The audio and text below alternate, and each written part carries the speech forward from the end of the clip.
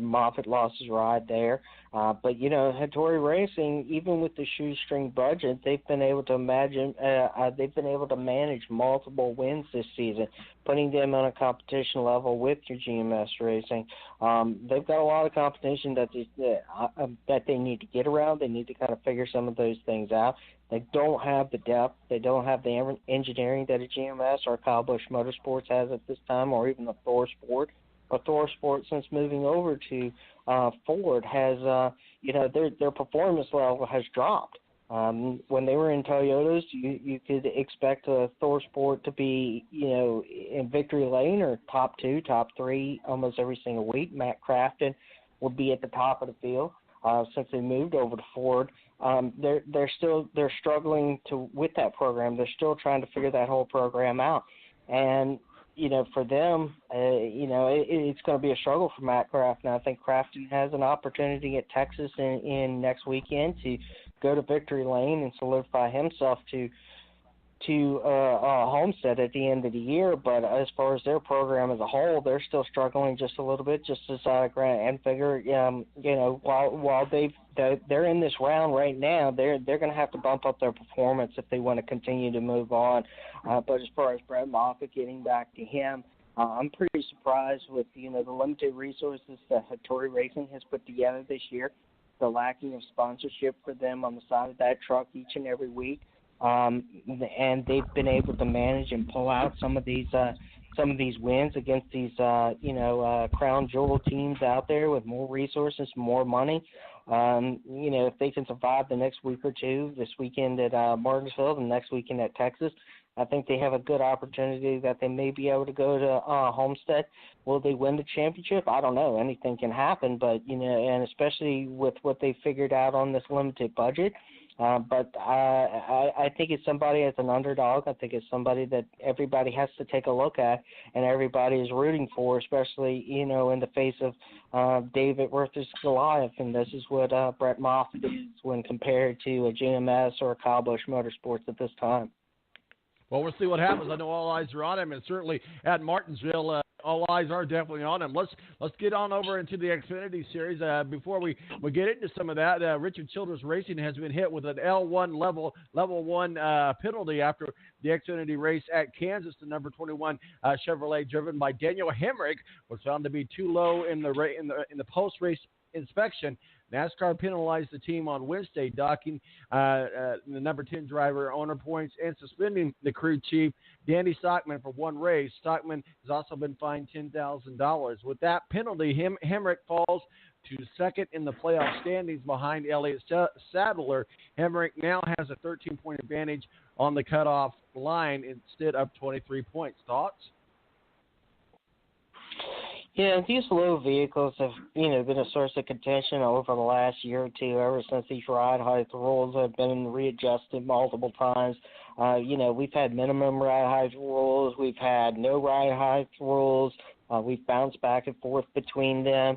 NASCAR does a pretty good job in trying to police this, and everybody is trying to get on the same level. The one thing that I kind of, I feel is that these cars, when it comes to height, they're too low to the ground. They try and slam these cars straight to the pavement and run at the minimum ride height rules that they're required to run at. While the chassis is, the chassis runs at the minimum ride height rule, and the body actually runs almost slammed all the way to the pavement.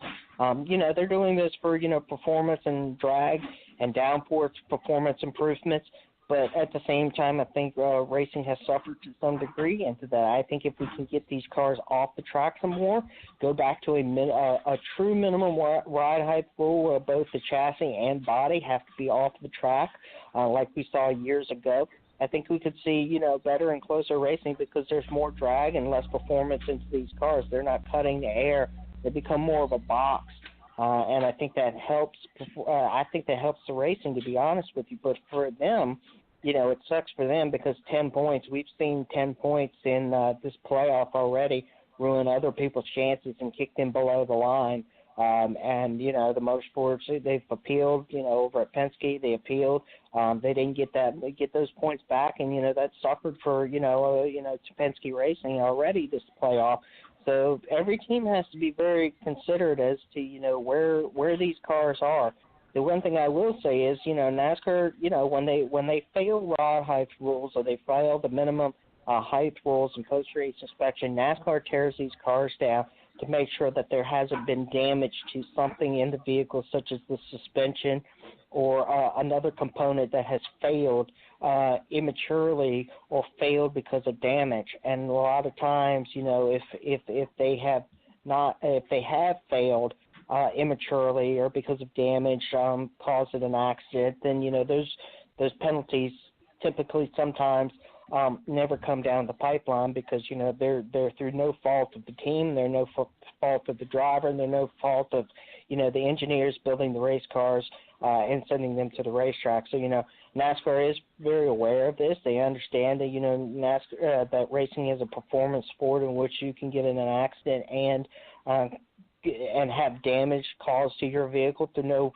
fault of your own, which can fail apart, and then you could fail because of height rules. So they watch these things. They're aware of these things. But I just go back to the 10 points. 10 points has already hit somebody this playoffs and knocked their chances out. It could happen again, and every team has to be very aware of these points. We're talking with Speed Wilson, Speedway Digest editor-in-chief of Speedway Digest, our official NASCAR contributor. Obviously, Xfinity off until November 3rd, I believe. Yeah, November 3rd, where they'll be out in Texas. And certainly we're in the round of 8 with them. The line ends at Christopher Bell, number 4, number 3, Tyler Reddick, number 2, Daniel Hemrick, as we just talked about, and number 1, as we just talked about, Elliott Sadler below the line, Matt Tipp, Justin Allgaier, Cole Custer, and Austin Cedric.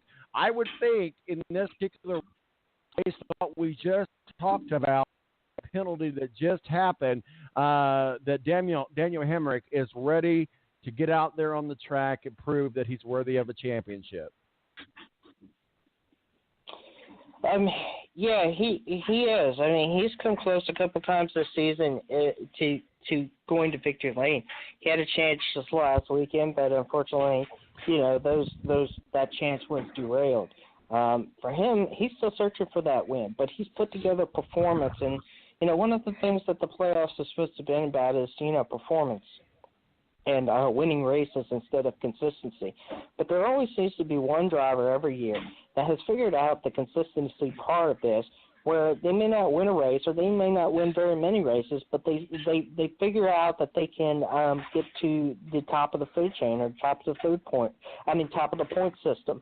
And Daniel Hemrick has been that driver. He's figured it out this year where wins for him have not meant, staying in, getting into the playoffs and staying into the playoffs.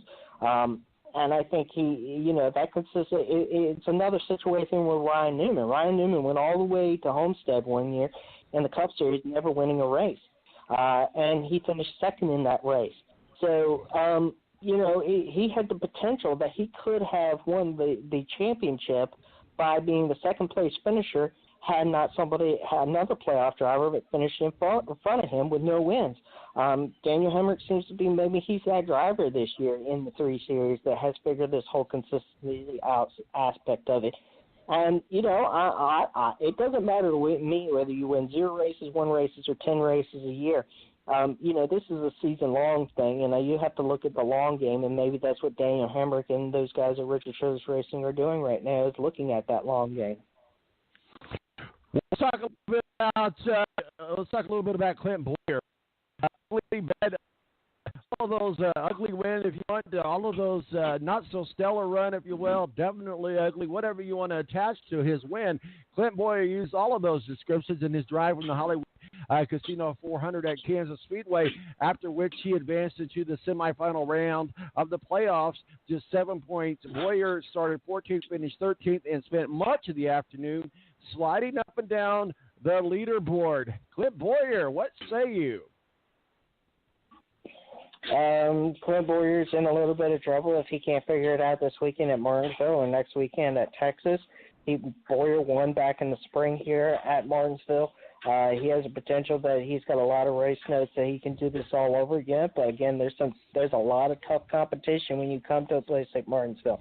You have to get around somebody like Denny Hamlin. You have to get around somebody, Chase Elliott, who's started to improve. He won last week at Kansas. He's a driver that late in the season, we may not be talking about the same big three this late in the season. Truex has faltered a little bit. Elliott seems to maybe taking over that spot from Truex. But, Clint Bowyer, he's going to have to figure it out because he's almost at the bottom of that 8-point or the round of 8. He needs a win. He needs a lot of stage points, and he needs to do it not only this week but next week. He cannot wait to go to Phoenix.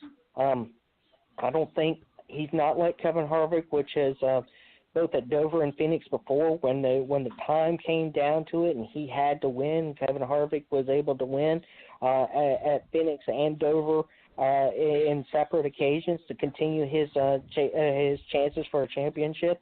As far as Clint Bowyer, I don't think he's strong enough right now. I think the team is strong enough. I think Stewart-Haas Racing as a whole is strong enough.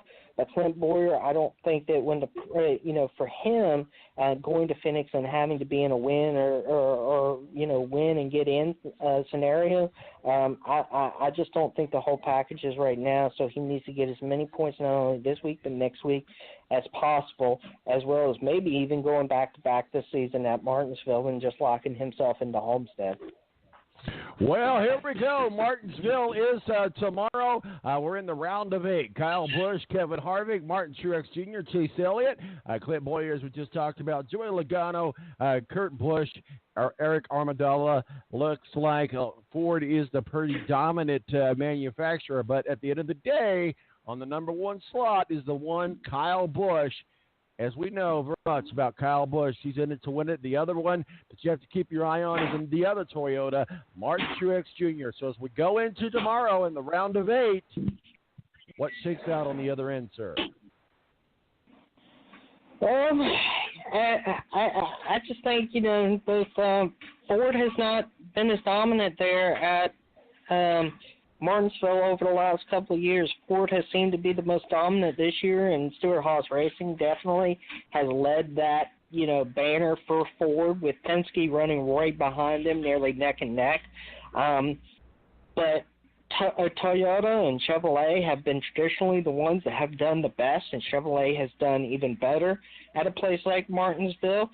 We've had Jimmy Johnson win there on many, many occasions. We had Jeff Gordon win there on many, many occasions. Dale Jr., Tony Stewart. You pick a Chevrolet driver, and they've won at that track. Don't count out some of those Chevrolet drivers. Don't count out Chase Elliott maybe going again, a 2-time winner, again coming back and winning this weekend. I think Hendrick is very strong there. They have some of the best finishes there outside of Richard Petty Motorsports. So for them, watch out for some of their drivers from that aspect. Kyle Busch and Denny Hamlin are your 2 drivers over at Joe Gibbs Racing. You've got to watch both of them. Hamlin, a multi-time winner there in various different series, not only in the Cup Series, but in the late models out there. For Kyle Busch, he just won out there, a year ago. So I think there's a potential that there's a lot of drivers that can mix some of this stuff up out there and, either lock themselves in the Homestead or spoil somebody's chances in the case of Denny Hamlin. If he wins, he's going to take away one of those win slots going into Homestead. Well, we'll see what happens. Obviously, it's all for the grandfather clock and the hot dogs. I know you wish that you had yourself a Martinsville hot dog this time in the morning. Yeah, I wish I had a whole bag of them. And they even got shirts this year. They got Martinsville shirts this year. Oh wow! Well, there you go. So your trip up to the mountains, how's that working out for you this weekend? It's rainy and it's cold, just like it is in Martinsville. So I get the same experience as everybody in Martinsville today. There you go. Steve Wilson of Speedway Digest, appreciate you joining us. Where can people find your work and your masterpieces, sir? You can follow us on Twitter at Speedway Digest and SpeedwayDigest.com. Thanks a lot. Talk to you next week. All right, buddy. Have a good one. Tonight.